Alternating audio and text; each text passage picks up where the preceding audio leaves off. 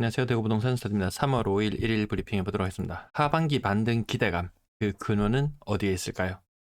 먼저 어제 오늘 유달리 많이 쏟아지는 뉴스, 자영업자 힘들어 죽겠다. 이자만 보면 피가 마른다. 대출이자에 허리 휘는 가게, 이자 비용 역대 최대 인상, 무너지는 소상공인들, 이런 뉴스들 제가 계속 말씀드리는 부분이죠. 자영업자 비중 20% 넘습니다. 예. PF뿐만 아니고 가게들도 무척 힘들다라는 부분. 네, 주택 시장에 더 이상 힘을 쏟을 여력이 없다. 자, 집값 상승을 이끌어 가려면 필요한 건 뭐냐 하면 모두 다 금리라고 이야기합니다. 금리 인하만 되면 힘을 얻을 거야. 대출 막이려 오히려 이자는 높이는 판입니다. 이 추세가 계속된다면 금리가 일부 떨어지더라도 가상금리를 더 늘려나갈 수밖에 없는 상황이라는 부분, 주담대 스트레스 DSR, 매수 심리 꺾을까, 수요 자극, 이런 부분에서도 보면요, 결국 금리 하향에 대한 기대감으로 매수 심리 회복이라고 하는데, 금리 하향되어도 매수 심리가 살아날 수 없다라는 것을 아셔야 될 겁니다. 온통 최저점이다. 그 근거로 들고 있는 것이 금리 인하를 할 것이기 때문에 올해 최저점으로 갈 것이다. 이렇게 이야기하는데, 제가 요 표를 지난번에도 설명을 드렸는데요. 과거에 기준금리 3.25%인 시절에 시장금리가 5%였습니다. 은행은 1.8%, 1.5에서 1.8% 정도 금리 차이를 이용해서 마진을 남기죠. 지금 기준금리 3.5%인데요. 시중금리가 이 3.2, 4.2도 아니었습니다. 바뀌었습니다. 뭐 3.98인가 이렇게 바뀌었습니다. 은행이 거의 마진이 안 남는 이런 상태. 뭐 은행이 존재 이유가 사라지는 거겠죠. 기준금리가 1% 떨어진다 손 치더라도 아까 뉴스 여기서 보셨죠? 여기서 봤습니다. 대출을 막기 위해서 이자를 높이는 상황이 펼쳐질 겁니다. 그래서 기준금리가 2.5% 정말 많이 떨어져서 2.5%로 떨어진다 손 치더라도 시장금리는 지금 현 금리 상태를 유지할 확률이 더 높다라는 거죠. 신규 주담대와 기준금리 차이가 요거밖에 안 납니다. 0.6%? 0.6%밖에 차이 안 나요. 은행이 마진을 요거밖에 안 먹는다는 이야기예요. 말이 됩니까? 역대 예전 평균 거의 한 1.5에서 2 구간, 은행은 이 정도를 노릴 겁니다. 그래서 금리가 떨어지더라도 시장 금리는 여전히 높을 것이다. 그래서 이런 기대감 접어도 괜찮다. 폭등하니 뭐니 휘둘릴 필요가 절대로 없다. 공급이 부족해서 폭등한다. 제가 부족하지 않다고 다 이런 논리들을 다 깨부수죠.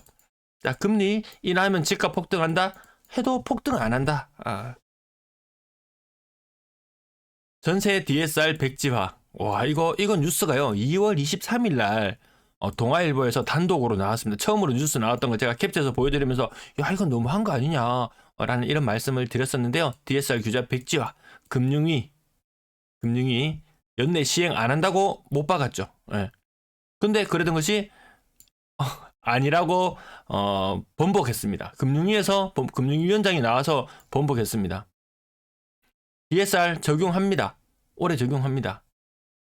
그러면 이게 치명적일 수 있다고 말씀드리는 부분 중에 하나였어요. 이게 치명적입니다. 정말 치명적입니다. 전세 대출 DSR. 근데 이걸 번복했는 시기가요, 참 희한합니다.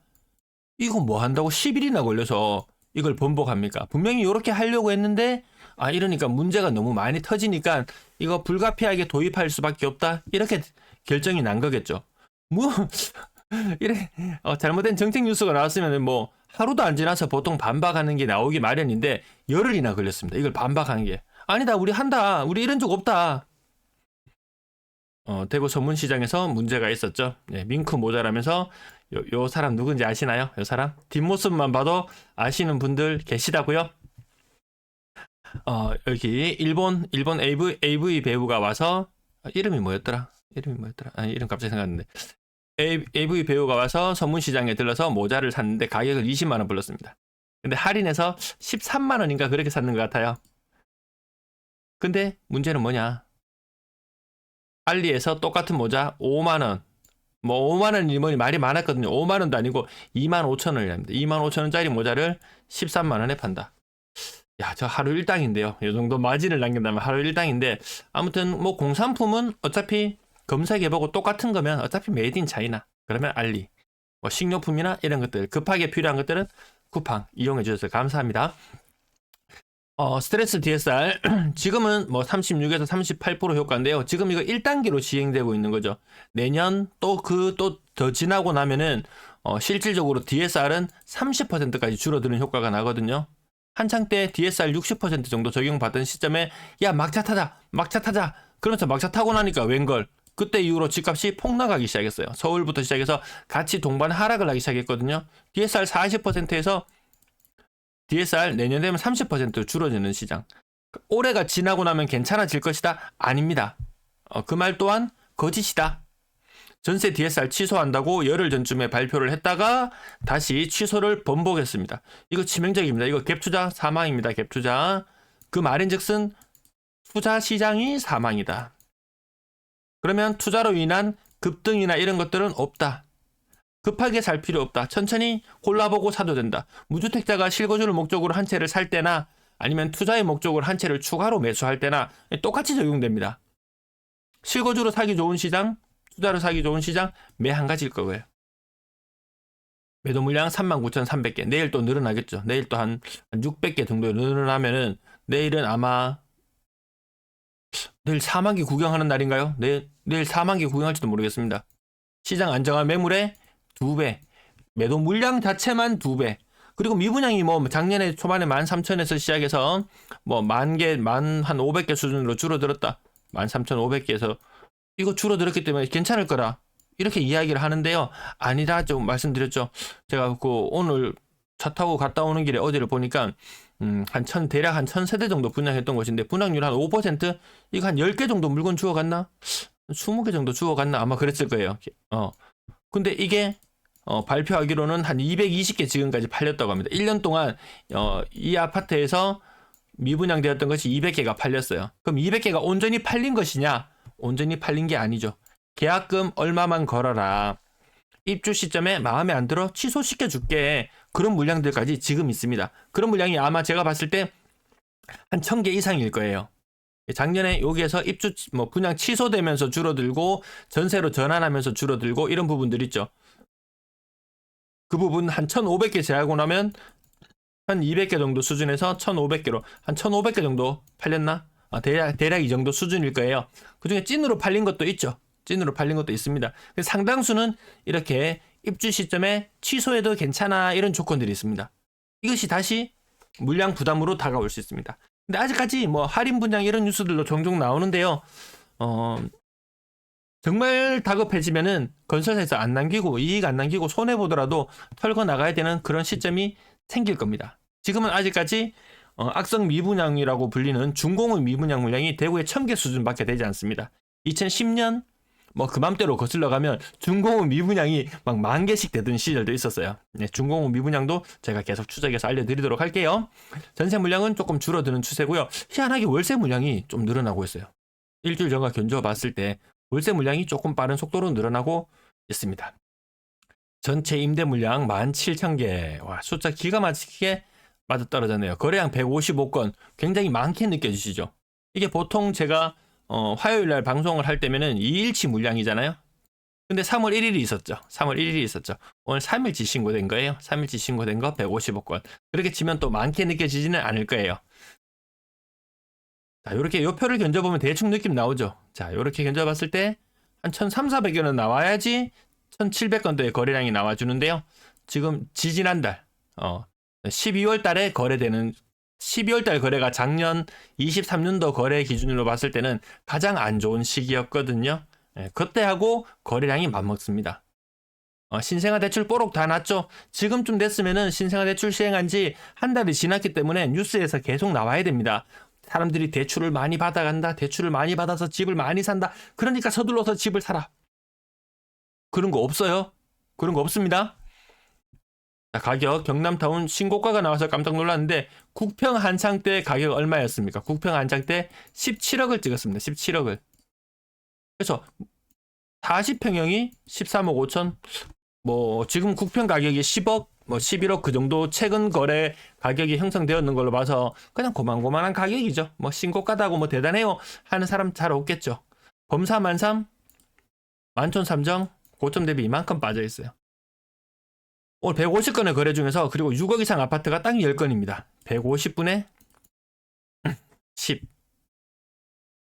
안 산다는 말이죠. 6억 이상 거래 쉽지 않다는 말이죠. 그나마 거래되는 거 신축 22년씩, 22년씩, 21년씩 이렇게 2년차 채워나가고 남산 롯데는 계속 7억 2, 3천 요 정도 가격으로 거래가 되네요. 7억 1,900도 보이고 그 다음 대형 평형 제껴놓고 자 국평 중에서 남산자의 하늘채 요것도 연식이 21년, 21년, 22년 이런 식으로 되는 것들만 거래가 좀 높은 가격이 되고 뭐 구축, 뭐 재건축, 재개발 이런 관련된 거 오늘 그나마 하나 있었지 힘들더라는 거죠. 경남판도 재건축 또 시간도 많이 걸리고 돈도 많이 들어가고 더샵 리비테르 6억 6억 좀 비싼 느낌 좀 있는데요. 동대구역 센트럴 시티자이 6억 요 정도 가격 나오려면 연식이 다 22년씩 새거 아니면 안 산다. 리모델링 하는데도 돈 수천만 원 들고 그렇다고 마음대로 마음에 들게 또 되는 것도 아니고 오늘도 신고가 몇 건 보이긴 하네요. 대구역 오페라 W 5억 초반 대신 센트럴 자이 5억 2천 5억 1천 뭐 이런 가격들 5억대 아파트 상인 화성파크 드리면 4억 8천 시동 거나요? 이제 상인 센트럴 자이 시동 걸려고 폼 잡나요? 그래도 요즘엔 저런데 현혹된 사람 잘 없죠. 그래 뭐 집 상태가 좋아서 그랬겠지. 31% 4억 8천 그래도 끝자락이 조금씩 올라갔는데 근래 들어서는 요 끝자락의 힘을 조금은 잃는 느낌이죠. 2차 아이파크 4억 6천 직거래 조금 싸게 거래된 느낌이고요. 이안 동대구 4억 6천 동대구 우방 아이유쉘 4억 6천 동네별로 야 그러면 도대체 어디를 사란 말이냐 어디가 좋은 아파트냐 추천 좀 해라 라는 그런 글을 다시는 분도 계시는데요. 비싸게 거래되는 게 좋은 겁니다. 뭐 재고 따지고 할 것도 없습니다. 재고 따지고 아파트 가격 순서대로 나열되어 있을 때 비싸게 거래되는 곳 그곳이 좋은 곳이죠. 그래서 자기 뭐 현금 가용한 부분이나 대출 가능한 부분들하고 이렇게 맞춰서 계산했을 때 적당한 곳을 골라서 가면 되는 것이지. 뭐 누가 뭐 부동산 뭐 용한 점쟁이가 있어가지고 뭐 어느 지역을 찍어주면 올라가니 이런 거 기대하지 마세요. 그런 거 기대하지 마세요. 과거에 그런 사례들이 악용되는 사례들이 얼마나 많았습니까? 자기가 먼저 선진입을 해놓고 물건을 털고 나가려고 하는 시점에 그 동네를 엄청 띄워버리는 그런 상황들. 그런 상황들 안 휘말리려면 이렇게 실거래되는 가격들의 흐름을 지속적으로 이 흐름을 살펴보신다면은 어느 동네 어느 정도 가격이 형성되어 있고 어느 동네와 어느 동네의 급이 비슷하고 그러니까 나한테 맞는 동네는 어디쯤이겠다. 몇 군데 동네를 점쳐 놓으세요. 그리고 자주 가보시고 인근 뭐 공인중개사 이런 데 가보시고 차도 한잔 하시고 뭐 금매 나오면 좀 알려달라고도 하고 예.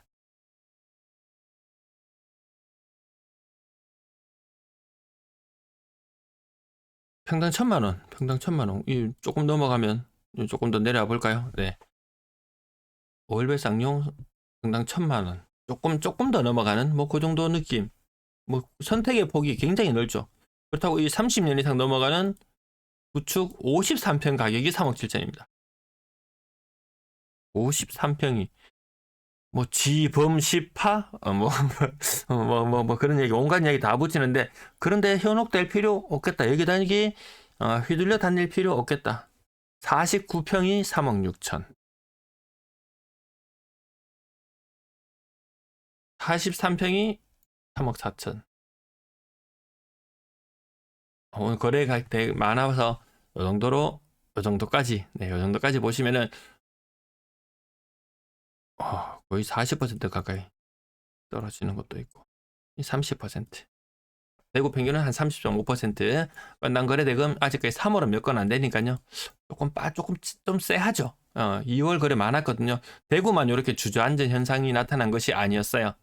여기에서 특례보금자리론 1차로 종료되는 시점에 가격이 한 번 조정을 받고 또 한 번 더 조정받는 그런 느낌이 드네요. 만약 이것이 3억대에서 조금만 더 미끄러지면 2022년 가장 암울했던 2022년에 건당 거래대금하고 거의 맞닿게 됩니다. 자, 여기 N자 패턴 말씀드렸어요. 비싼 아파트뿐만 아니고 마찬가지 N자 패턴 거래량 줄어들 거예요. 그래서 뭐 서울의 뭐 1월 거래량이 지난달 대비 뭐 30% 정도 늘었니 뭐니 하는 그런 뉴스도 있어요. 그러면 2월달 되면 1월달 거래량 대비 또 몇 퍼센트, 몇십 퍼센트 줄었네. 이런 뉴스가 나와야 되는데 안 나오겠죠. 분양권 거래 조금씩 신고되고 있는 것 같습니다.